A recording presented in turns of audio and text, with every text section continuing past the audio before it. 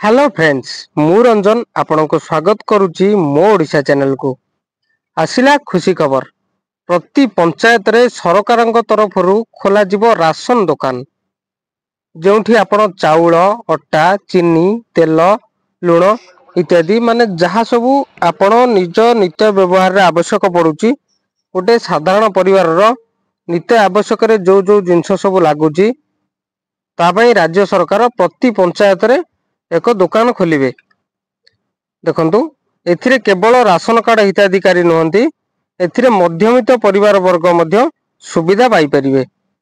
जो मानकर बीपीएल नाही एवं राशन कार्ड नाही सेमाने मध्य एही योजनार लाभ उठै परिबे।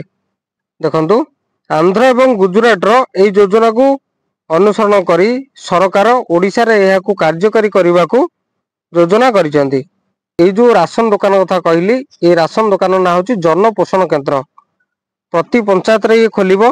पंचायत रो जो माने डीलर रहिले बा जो आपण चाउल गहम जो पाउचंदी जे आपण डीलर तो सेईटारे आपणकर ये जन पोषण केन्द्र खोला जिवो। जदि आपण चाहिए एसएचजी महिला माने मध्य याकू नेई परिबे बा एसएचजी महिला माने मध्य एई जन पोषण केन्द्र रे शामिल हेई परिबे।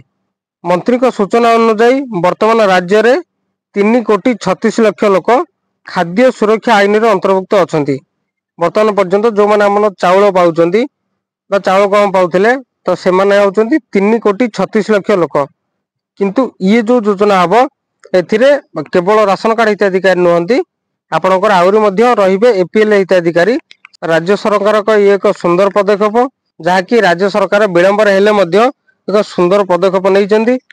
देखंतु यार संपूर्ण एसओपी प्रस्तुत सरीची प्राय 1 मास रु 2 मास मध्य यह कार्यकारी हम।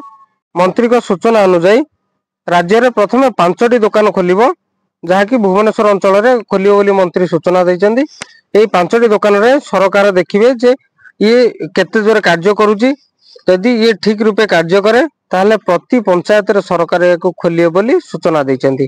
देखंतु एथिरे डाली चाउल बा जो रहिला राशन सामग्री ता व्यतीत जो माने एसएचजी महिला अछंती से माने निज हाथ तैयारी द्रव्य जहाँ रहिला बा प्रोडक्ट जहाँ सब रहुची तांकर हाथ तैयारी से माने मध्य ताकू चाहिले बिकि परिबे। एथिरे जहाँ द्वारा महिला माने मध्य स्वावलंबी होई परिबे एवं राज्य रे जो माने गरीब लोक रहिले जो माने अधिक पैसा देकिरी नित्य व्यवहार राशन को किनि पानाती से माने सब्सिडी माध्यम रे एथिरे उपकृत होई परिबे। प्रतिटी गरीब लोक एथिरे सुविधा पाई परिबो। राज्य सरकार का ये एक सुंदर पदक्षेप जहाँकि राज्य सरकार विलंबर हेले मध्य एक सुंदर पदक्षेप नहीं। बाकी रहा या केते जोर कार्यकारी होउची ताहा आमे आगो को देखिबा। आज पई एतिकी जदि वीडियोटी आपन को भल लागिची ताहले लाइक करिवे शेयर करिवे। एई भली इन्फॉर्मेटिव वीडियो जहाँकि राज्य सरकार का समस्त योजना उपरे आधारित एवं समस्त गरीब लोक जो योजना मानकर उपकृत हो पारे से सब योजना मान यही चैनल आपण पाई परिबे। तेणुक ये चैनल टी को सब्सक्राइब करंतु। वीडियो टी शेष पर्यंत देखि बहुत बहुत धन्यवाद।